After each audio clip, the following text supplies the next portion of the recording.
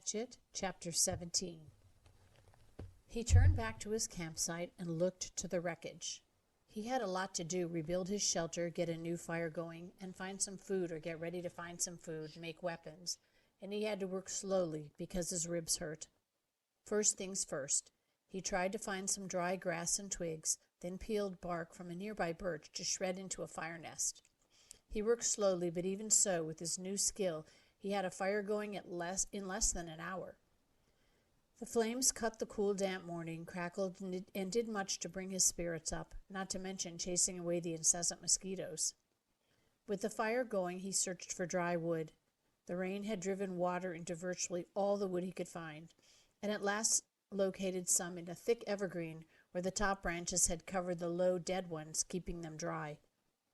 He had great difficulty breaking them, not being able to pull much with his arm or chest muscles, but finally got enough to keep the fire going all day and into the night. With that, he rested a bit, eased his chest, and then set about getting a shelter squared away. Much of the wood from his original wall was still nearby, and up in back of the ridge he actually found a major section of the weave still intact. The wind had torn it out, lifted it, and thrown it to the top of the ridge, and Brian felt lucky once more that he had not been killed or more seriously injured, which would have been the same, he thought. If he couldn't hunt, he would die, and if he were injured badly, he would not be able to hunt. He jerked and dragged wood around until the wall was once more in place, crudely, but he could improve it later. He had no trouble finding enough pine boughs to make a new bed. The storm had torn the forest to pieces. Up in back of the ridge, it looked like a giant had become angry and used some kind of a massive meat grinder on the trees. Huge pines were twisted and snapped off, blown sideways. The ground was so littered with limbs and treetops sticking every which way that it was hard to get through. He pulled enough thick limbs in for a bed, green and spicy with the new broken sap smell, and by evening he was exhausted, hungry, and hurting, but he had some place close to a place to live again, a place to be.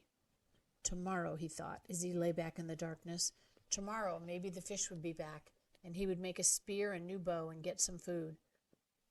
Tomorrow he would find food and refine the camp and bring things back to sanity from the one completely insane day. He faced the fire. Curving his body, he rested his head on his arm and began to sleep, when a picture came into his head. The tail of the plane sticking out of the water. There it was, the tail sticking up. And inside the plane, near the tail somewhere, was the survival pack. It must have survived the crash because the plane's main body was still intact.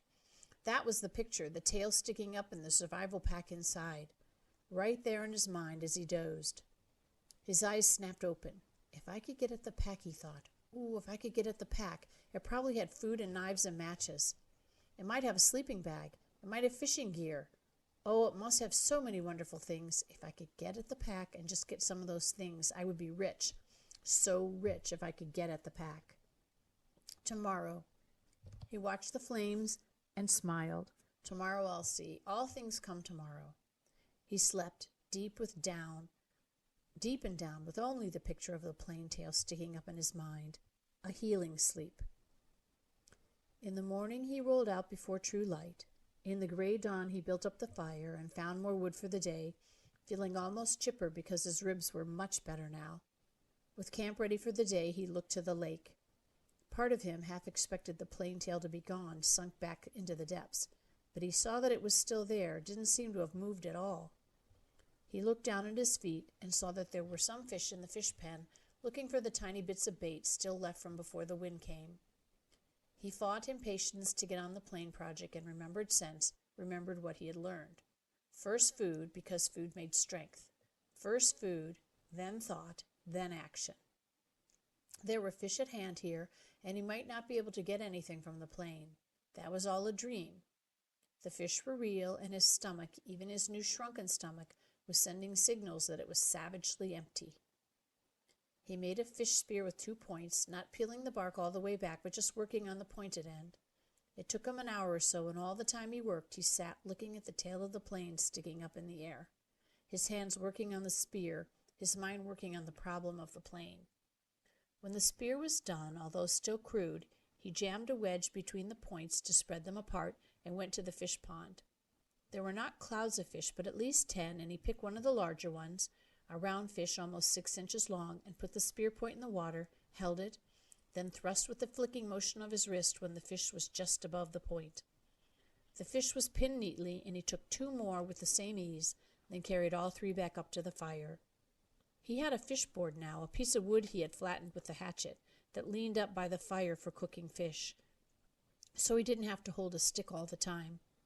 He put the 3 fish on the board, pushed sharpened pegs through their tails into cracks in the cooking board, and propped it next to the reddest part of the coals. In moments the fish were hissing and cooking with the heat, and as soon as they were done, or when he could stand the smell no longer, he picked the steaming meat from under the loosened skin and ate it. The fish did not fill him, did not even come close. Fish meat was too light for that. But they gave him strength. He could feel it moving into his arms and legs, and he began to work on the plane project. While making the spear, he had decided that what he would have to do was make a raft and push-paddle the raft to the plane and tie it there for a working base. Somehow he would have to get into the tall tail inside the plane, rip or cut his way in, and however he did it, he would need an operating base of some kind, a raft, which, he found ruefully, was much easier said than done. There were plenty of logs around. The shore was littered with driftwood, new and old, tossed up and scattered by the tornado, and it was a simple matter to find 4 of them about the same length and put them together. Keeping them together was the problem. Without rope or cross pieces and nails, the logs just rolled and separated. He tried wedging them together, crossing them over each other. Nothing seemed to work. And he needed a stable platform to get the job done. It was becoming frustrating, and he had a momentary loss of temper, as he would have done in the past when he was the other person. At that point, he sat back on the beach and studied the problem again. Sense. He had to use his sense. That's all it took to solve problems, just sense. It came then. The logs he had selected were smooth and round and had no limbs. What he needed were logs with limbs sticking out. Then he could cross the limbs of one log over the limbs of another and weave them together, as he had done his wall, the food shelf cover, and the fish gate. He scanned the area above the beach and found 4 dry treetops that had broken off by the storm. These had limbs, and he dragged them down to his work area at the water's edge and fitted them together. It took most of the day. The limbs were cluttered and stuck any which way, and he would have to cut one to make another fit.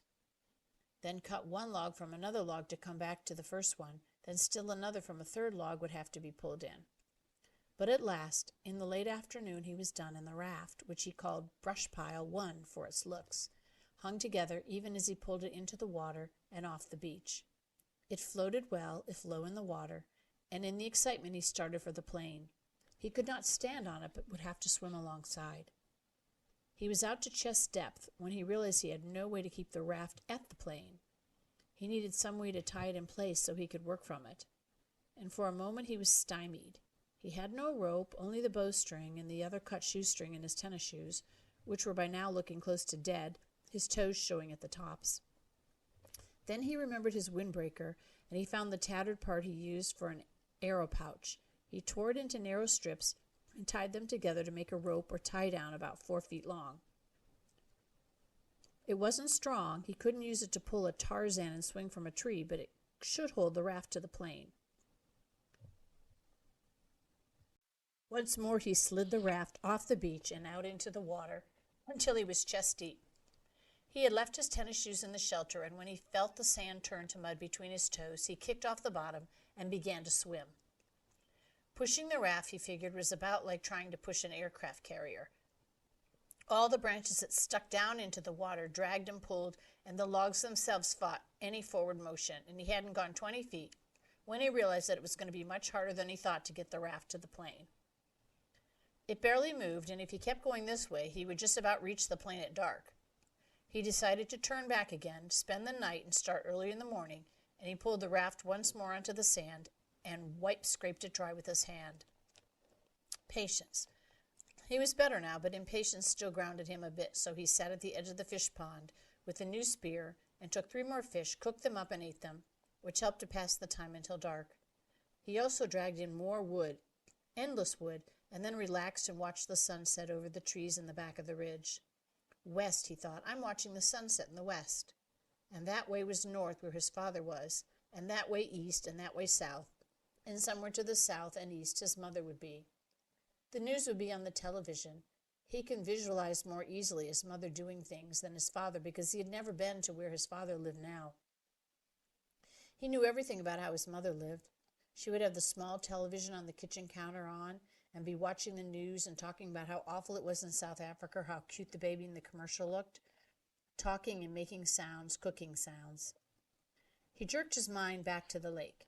There was great beauty here, almost unbelievable beauty. The sun exploded the sky, just blew it up with the setting color, and that color came down into the water of the lake, lit the trees. Amazing beauty, and he wished he could share it with somebody and say, "Look there and over there, and see that?" But even alone it was beautiful, and he fed the fire to cut the night chill. There it is again, he thought, that late summer chill to the air, the smell of fall. He went to sleep thinking a kind of reverse question. He did not know if he would ever get out of this, could not see how it might be, but if he did somehow get home and go back to living the way he had lived, would it be just the opposite? Would he be sitting watching television and suddenly think about the sunset up in the back of the ridge and wonder how the color looked in the lake? Sleep. In the morning, the chill was more pronounced, and he could see tiny wisps of vapor from his breath. He threw wood on the fire and blew until it flamed, then banked the flames to last and went down to the lake. Perhaps because the air was so cool, the water felt warm as he waded in. He made sure the hatchet was still at his belt and the raft still held together, then set out pushing the raft and kick swimming toward the tail of the plane. As before, it was very hard going. Once an eddy of breeze came up against him, and he seemed to be standing still, and by the time he was close enough to the tail to see the rivets in the aluminum, he had pushed and kicked for over 2 hours, was nearly exhausted, and wished he had taken some time to get a fish or two and have breakfast. He was also wrinkled as a prune and ready for a break. The tail looked much larger when he got next to it, with a major part of the vertical stabilizer showing, and perhaps half of the elevators. Only a short piece of the top of the fuselage, the plane's body toward the tail, was out of the water. Just a curve of aluminum, and at first he could see no place to tie the raft. But he pulled himself along the elevators to the end, and there he found a gap that went in up by the hinges where he could feed his rope through. With the raft secure, he climbed on top and lay on his back for 15 minutes resting and letting the sun warm him. The job, he thought, looked impossible. To have any chance of success, he would have to be strong when he started. Somehow he had to get inside the plane.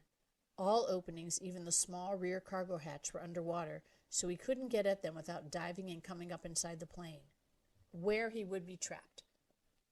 He shuddered at that thought, and then remembered what was in the front of the plane down in the bottom of the lake, still strapped in the seat, the body of the pilot, sitting there in the water. Brian could see him, the big man with his hair waving in the current, his eyes open. Stop, he thought. Stop now. Stop that thinking. He was nearly at the point of swimming back to shore and forgetting the whole thing, but the image of the survival pack kept him. If he could get it out of the plane, or if he could just get into it and pull something out, a candy bar, even that, just a candy bar, it would be worth it. But how to get at the inside of the plane? He rolled off the raft and pulled himself around the plane. No openings. 3 times he put his face in the water and opened his eyes and looked down. The water was murky, but he could see perhaps 6 feet, and there was no obvious way to get into the plane. He was blocked.